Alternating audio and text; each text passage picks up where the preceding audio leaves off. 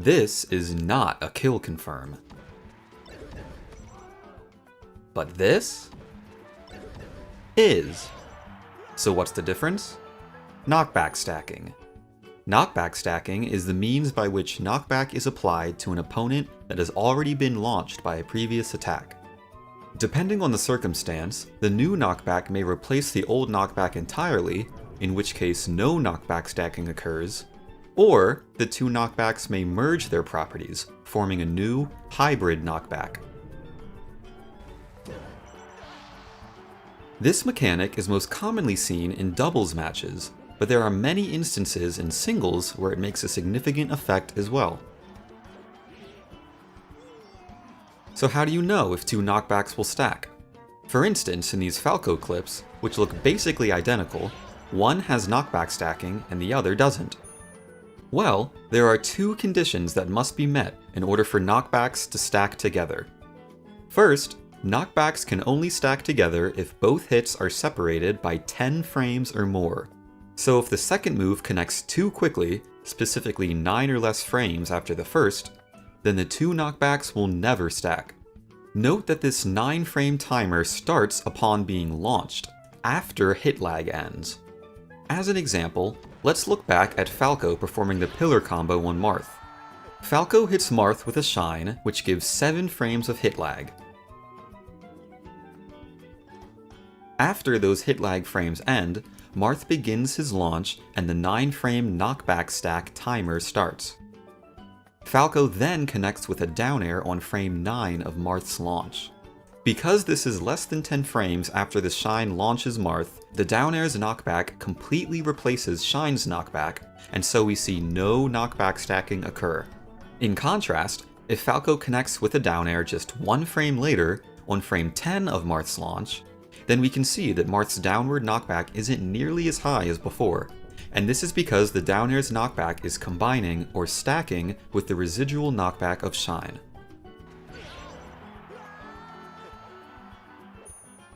Second, knockbacks can only stack if the opponent is airborne after the second hit.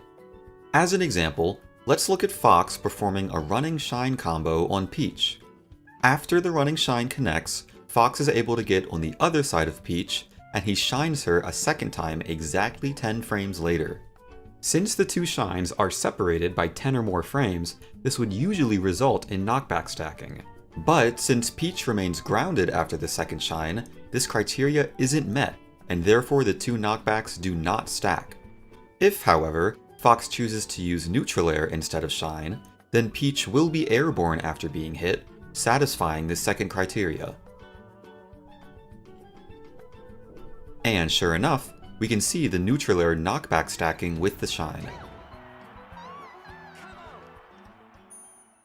Okay, so now that we know when knockback stacking is able to occur, let's break down how it's calculated. Let's consider two attacks, Ganondorf's forward air and Falco's back air. When Marth is at 40%, Ganondorf's forward air gives 139.3 units of knockback and launches at an angle of 135 degrees. We plan on hitting Marth with Falco's back air 10 frames later in order to stack their knockback. When Marth is at 57%, Falco's back air gives 109.6 units of knockback and launches at an angle of 45 degrees. We can visualize these two moves as vectors, where the direction of the vector corresponds to the move's launch angle, and the length of the vector corresponds to the magnitude of knockback given. In this scenario, the criteria for knockback stacking has been met, so how do you think it's calculated? You might think it's as simple as just adding the two knockback vectors together, but that's not quite right. In fact, knockback stacking is calculated using the components of vectors. Recall that for any vector, we can break them down into their horizontal and vertical components, which then form two right triangles. We can then use the sine and cosine functions to find the lengths of these components. For Ganondorf's forward air, we have that x equals negative 98.5 and y equals 98.5. And for Falco's back air, we have that x equals 77.5 and y equals 77.5. Calculations for knockback stacking are done component-wise, with the following two rules. 1. If the components are going in opposite directions, then we add them together. and 2, if the components are going in the same direction, we take the maximum of the two. Then, we can put the new components back together to find our new knockback stacked vector. So, let's compare the x components first. We see that they are going in opposite directions, which means we must add them together. This gives us a new x component of -21. Looking at the y components, we see that they are going in the same direction, which means we take the maximum of the two. In this case, the maximum is 98.5, and so that will be our new y component.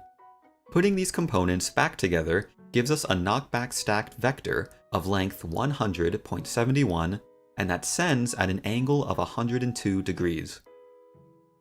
And sure enough, this is what we find in an actual game of Melee.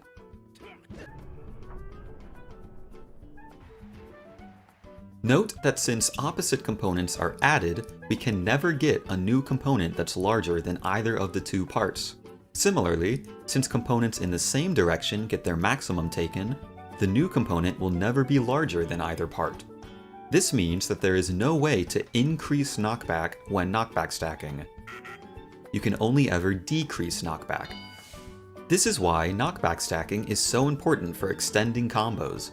A combo in Melee primarily ends because your opponent is sent too far away for your character to follow up on.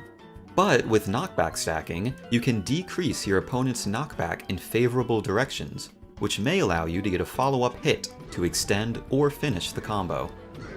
Even though you mostly see this mechanic in doubles matches, knockback stacking is happening constantly in singles, even if it's not as obvious.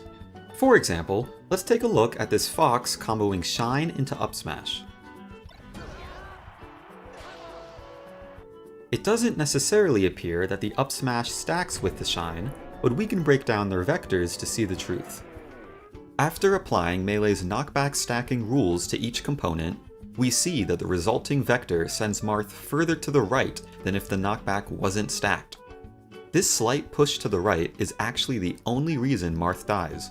If Fox had hit with up smash one frame earlier, the knockbacks wouldn't have stacked, allowing Marth to live with optimal survival DI. Of course, not every instance of knockback stacking will result in a life or death situation, but it's important to keep in mind that whenever you hit any two-piece combo, there's always a chance their knockbacks will stack, shifting their trajectories to slightly different locations. Being aware of why and how this happens can improve your punish game and allow you to more creatively extend your combos. That's all for this video. I hope you guys enjoyed and learned something new about Melee. If you want to see early access to my content or just support me in general, consider becoming a patron over on Patreon. Thanks so much for watching, and goodbye.